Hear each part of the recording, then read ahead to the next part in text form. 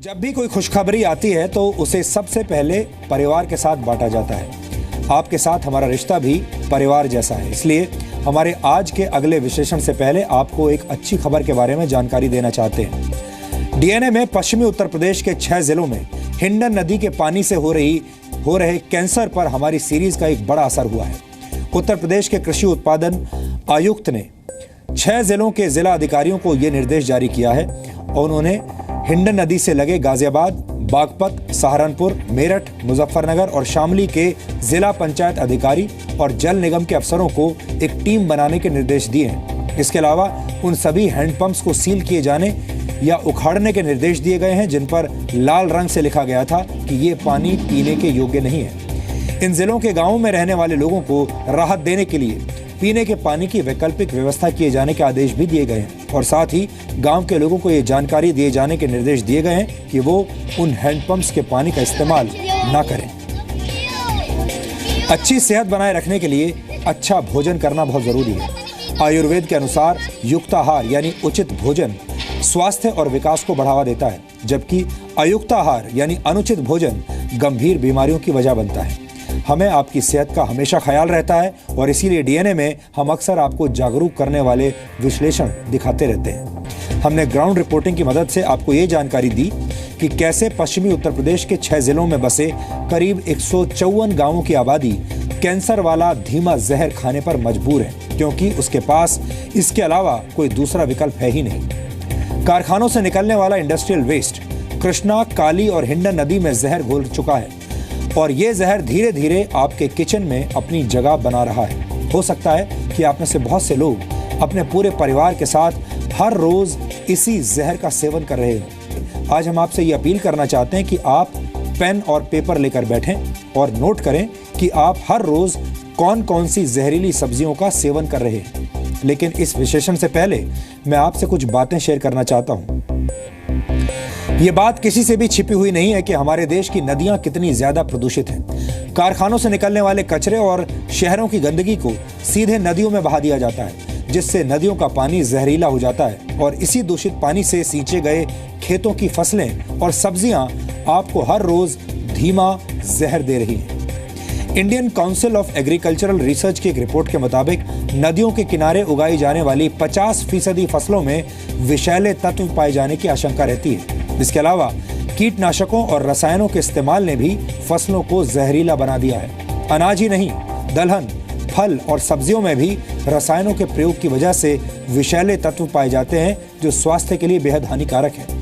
एक दूसरे रिसर्च के मुताबिक नदियों के किनारे उगाई जाने वाली सब्जियों में जहां एक तरफ पेस्टिसाइड्स यानी कीटनाशक मौजूद होते हैं, वहीं दूसरी तरफ कैडमियम, लेड, कॉपर, क्रोमियम और नाइट्रेट जैसी खतरनाक धातुएं भी सब्जियों को जहरीला बनाती हैं। ये कीटनाशक और हैवी मेटल्स शरीर को बहुत नुकसान पहुंचाते हैं। आपको बताना चाहूंगा कि सब्जियां तो पाचन तंत्र के जरिए हजम हो जाती हैं, लेकिन कीटनाशक और धातुएं शरीर के संवेदनशील अंगों में इकट्ठा होते रहते हैं, जो आगे चलकर गंभीर बीमारियों की वजह बनते हैं, जैसे कि कैंसर।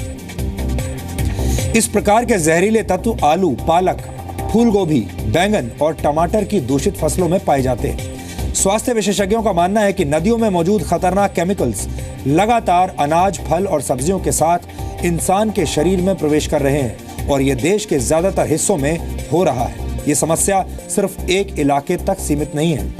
फलों और सब्जियों को अच्छी तरह से धोने से उनका ऊपरी हिस्सा तो साफ हो जाता है और आप में से बहुत सारे लोग ऐसा करते भी होंगे, लेकिन इन सब्जियों में मौजूद विषैले तत्वों को बाहर निकालने का कोई तरीका नहीं और इसी धीमे जहर से लोग कैंसर, हृदय रोग, पैरालिसिस, बोन डिफॉर्मिटीज के शिकार हो रहे हैं। डीएनए के दर्शक कृपया ध्यान दें, यह रिपोर्ट आपका जायका बिगाड़ सकती है, लेकिन स्वस्थ और सुरक्षित जीवन के लिए आपको यह जानकारी देनी जरूरी है।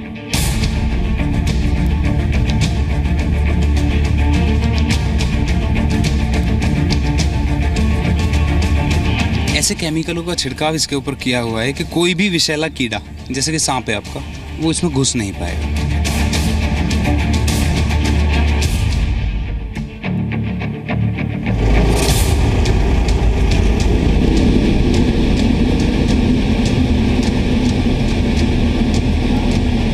बड़ी बड़ी बिल्डिंग्स, भीड़भाड़ और शहरों की चकाचौंध में हम अक्सर वास्तविकता से दूर चले जाते हैं और जब बात स्वस्थ भोजन की आती है तो हम अक्सर लापरवाह भी हो जाते हैं या कई मौकों पर हमें सच्चाई के बारे में पता ही नहीं होता।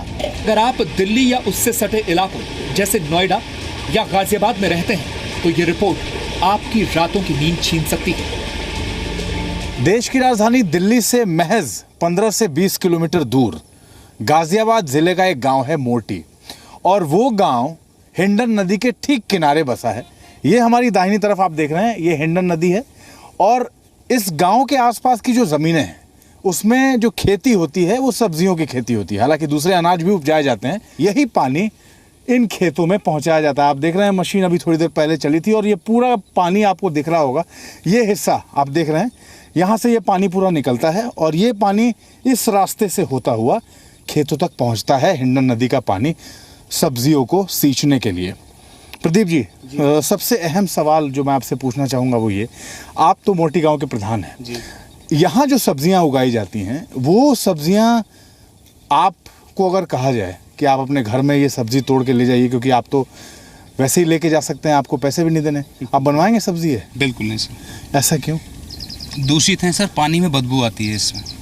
दूषित पानी है और क्योंकि केमिकल इसमें मिक्स है, काफ़ी फैक्ट्रियों का पानी और कारखानों का पानी इसमें मिल रहा है आके, दूषित पानी है। तो पानी इस कदर दूषित हो चुका है कि इसमें तो छोटे छोटे जीव हैं वो भी पनपने बंद हो गए हैं अब। और इस पानी की वजह से देखने में ये आया है कि जो सब्जियां हैं उसमें ज़्यादा पेस्टिसाइड और केमिकल का प्रयोग किया जाता है। क्योंकि पानी दूषित है, दूषित होने की वजह से कीड़ा लगने के चांस ज़्यादा होते हैं, तो फसल उतनी अच्छी तरीके से नहीं हो पाती है जो होनी चाहिए। उसके लिए फिर ऊपर से केमिकल का प्रयोग करते हैं तो वो दूषित हो जाती है। हिसाब इस कदर है कि हमारे गांव में पिछले मैं कहूँ 5 साल में 10 मौतें कैंसर से हो चुकी हैं। हिंडन नदी में फैले जहरीले पानी और उससे हो रही खेती का पीछा करते हुए हम गाजियाबाद के राजनगर एक्सटेंशन में मोर्टी गांव पहुंचे। अभी हम खेत की तरफ बढ़ ही रहे थे कि अचानक रास्ते में हमारी मुलाकात अपने ठेले पर ताजी सब्जियां ले जाते इस किसान से हुई। इसने जो बातें कही वो सुनकर हमारे पैरों के नीचे से जमीन खिसक गई। ये बताओ, ये जो सब्जियां तुमने निकाली, कौन कौन सी हरी सब्जी उगाते हो यहाँ? भिंडी, तोरी, घिया, मेथी, पालक, गोभी है, बैंगन। तो कितने खेतों में उगता, कितनी निकल जाती हैं सब्जियां एक दिन में? अरे खेत का तो कोई भरोसा नहीं है। 50 किलो भी निकले आवे, कुंटल भी निकले आवे, हाँ। और 10 किलो भी निकले आवे। अच्छा, हिंडन के किनारे आप खेती कर रहे हैं, और वहाँ जो फसल उगती है, जो सब्जियां उगती हैं, उसमें थोड़ा नुकसान इस पानी से भी होता है? नहीं, ऐसा नहीं है? नहीं, जो हिंडन के पानी से और सब्जी बढ़िया कलरदार बनेगी उससे। अच्छा, ऐसा क्यों? उसमें जो है गंदगी की वजह से खाद का असर ज़्यादा रहता है। अच्छा, उससे जो है ये खाद आता है केमिकल वाला, वो कम लगता है सब्जियों में। तो तुम्हें कम डालना पड़ता है? हाँ, क्योंकि और जो बोर के पानी से वो ज़्यादा डालना पड़ता है। अच्छा, और इस जो हिंडन के नदी में जो खाद आ रहा है, जो केमिकल आ रहा है, उसकी वजह से तुम्हें कम खाद डालना पड़ता है। हाँ, तो तुम्हारे लिए तो आसानी हो गई। हाँ। कि इसी से पक जाती है सब्जी, मगर उसकी सब्जी में वो टेस्ट नहीं रहता है। टेस्ट नहीं रहता। हाँ, खाने में जो बोर के पानी की है वो हिंडन के पानी की बढ़िया नहीं है खाने में। लेकिन हिंडन के पानी से तो मैंने तुम कह रहे थे ना कि हाँ, उसमें फ़ायदा, मगर ये नुकसान क्या भी है। फ़ायदा क्या है? यही है कि खाद कम लगाना पड़ता है, बस ये फ़ायदा। क्यों फायदा कम क्यों लगाना क्योंकि पड़ता उसका गंदा पानी है, तो गंदा पानी की वजह से जो है गंदगी से खेत में जान रहती है।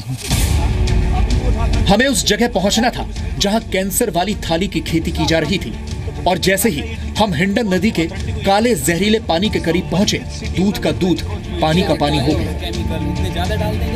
अगर इस ट्रैक को पकड़ के आप आगे तक चले जाएं तो हिंडन के किनारे जो भी गांव बसे हैं उसमें जो खेती होती है, जो सब्जियां उगाई जाती हैं, जो अन्न उगाया जाता है, वो इसी हिंडन के पानी से उसकी सिंचाई होती है। मैंने तो अपने गांव में एक अभियान चलाया है कि इस जो हमारे क्षेत्र में हिंडन किनारे जो सब्जियां उगाई जा रही हैं इन्हें ना खाएं। ना खाएं, बिल्कुल भी नहीं। हमने फैसला लिया कि हम इसी जगह पर उगाई जा रही सब्जियों का ऑन द स्पॉट विश्लेषण करेंगे।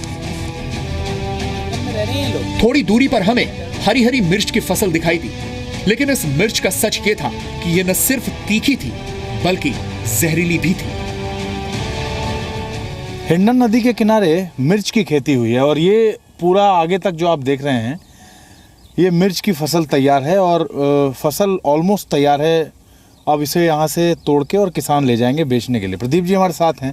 प्रदीप जी, आप बड़ी इंटरेस्टिंग चीज़ बता रहे थे कि यहाँ इन खेतों में, जो खेतों के बीच में किसान रहते हैं, वो रात को भी घुस जाते हैं इसमें। अब हिंडन के किनारे ये मिर्च या तमाम दूसरी फसल जो या सब्जियां जो उगाई जा रही हैं, आप जो बता रहे थे कि इसमें कोई कभी भी घुस जाता है, किसी चीज़ का डर नहीं होता उसको? उसका एक बहुत बड़ा कारण है सर, ऐसे केमिकलों का छिड़काव इसके ऊपर किया हुआ है कि कोई भी विषैला कीड़ा, जैसे कि सांप है आपका, वो इसमें घुस नहीं पाएगा। घुसेगा तो वो मर जाएगा। तो चूंकि विषैली दवाइयों का इस कदर इसमें वो है कि कोई भी छोटा या बड़ा विषैला कीटाणु इसमें नहीं होगा, तो रात में भी ये लोग घुस जाते हैं। अब आप अपने पीछे देखेंगे, यहाँ पे लोग जो किसान हैं, जो खेती कर रहे हैं, इन्होंने अपने आवास कच्चे इधर ही बना रखे हैं। ये रात में रहते हैं। इन्हें इस बात का बिल्कुल भी डर नहीं है कि यहाँ रात में सांप काट लेगा या कोई विषैला कीड़ा इन्हें आके काट लेगा, क्योंकि उस चीज़ का छिड़काव या प्रभाव यहाँ पे है। क्यों इतना विषैला या इतना ज़्यादा पावरफुल जो कीटनाशक है उनका इस्तेमाल क्यों होता है? हाँ, दूषित पानी है। दूषित पानी होने की वजह से यहाँ पे कई बार कीटाणु अपने आप ही उत्पन्न हो जाते हैं, छोटे छोटे जहरीले। तो उन्हें ख़त्म करने के लिए ये लगाना पड़ता है। ये सब पानी की वजह से ही यहाँ ऐसे केमिकलों का छिड़काव करना पड़ रहा है। मैंने वो उस पानी की वजह से। बाकी गांव के दूसरी तरफ भी खेती हो रही है अभी, तो साफ पानी है, ज़्यादा केमिकल की आवश्यकता नहीं है, ठीक ठाक खेती होती है उधर। लेकिन यहाँ केमिकल की आवश्यकता है। यह खबर देखने के बाद आपकी प्यास सूख सकती है। आपको एक गिलास पानी पीने से पहले 100 बार सोचना पड़ सकता है। और इस बात की भी गुंजाइश है कि आप कोई भी सब्जी, फल या चावल खाने से पहले ये सुनिश्चित करना शुरू कर दें कि उसे किस राज्य के खेत में किस तरह के पानी का इस्तेमाल करके उगाया गया है, क्योंकि ये फल, सब्जियां और फसल आपको मौत के मुंह में ढकेल रहे हैं। इन तस्वीरों में जो बच्चे आपको दिख रहे हैं, जो डिफॉर्मिटीज दिख रही हैं, ये जैसे अब ये है, ये इस बच्चे की टांग, ये इसमें जो दिख रहा है, जो ये क्लिनिकल पिक्चर इसकी पेशेंट की आ रही है, इस बच्चे की दोनों जी, ये इसमें मोटा मोटा ये लग रहा है कि ये फ्लोराइड पॉइजनिंग का, फ्लोराइड, एक्सेसिव फ्लोराइड का ये केस लग रहा है, क्योंकि इसमें इसका जोड़ भी इन्वॉल्व है। फ्लोराइड की एक्सेसिव होने की केस में जोड़ों पे भी प्रभाव पड़ता है, जिसकी वजह से डिफॉर्मिटीज़ जो हैं बहुत ज़्यादा सीवियर हो जाती है और बोन्स में टेढ़ापन भी आता है और जोड़ों में भी टेढ़ापन आता है। बहुत सारे डिफरेंट मेटल्स हैं, हेवी मेटल्स हैं, लेड भी है, आर्सेनिक भी है। ये सब जो हैं बॉडी में इम्पॉर्टेंट एलिमेंट्स को डिस्प्लेस करते हैं। अगर वो एक सर्टेन लेवल के ऊपर पहुंच जाते हैं, टॉक्सिक लेवल में पहुंच जाते हैं, पॉइजनिंग के लेवल पे नहीं पहुंचते लेकिन टॉक्सिक लेवल पे पहुंचते हैं, तो वो डिफरेंट मेटल्स को आपकी बॉडी से हटाते हैं और उनकी जगह पे खुद जाके बैठ जाते हैं। हिंडन रिवर में भी है फ्लोराइड एक्सेस, कृष्णा रिवर में भी है। तो अगर आप ग्राउंड वाटर में भी करेंगे तो ग्राउंड वाटर में भी आएगा, क्योंकि उसके एडजॉइनिंग जो भी एरियाज होंगे रिवर्स के, तो ग्राउंड वाटर तो कुछ किलोमीटर्स तक सेम ग्राउंड वाटर होगा जो आपका रिवर में फ्लो कर रहा है। जल ही जीवन है, लेकिन जीवन देने वाला जल अब लोगों का जीवन छीन रहा है। ये सिर्फ उत्तर प्रदेश के 6 जिलों के सैकड़ों गांव और वहां के लोगों की समस्या नहीं है, बल्कि धीरे धीरे हिंडन नदी के पानी से उपजी सब्जियां, फलों और फसलों ने सीधे आपके किचन में प्रवेश कर लिया है। अमित प्रकाश, जी मीडिया।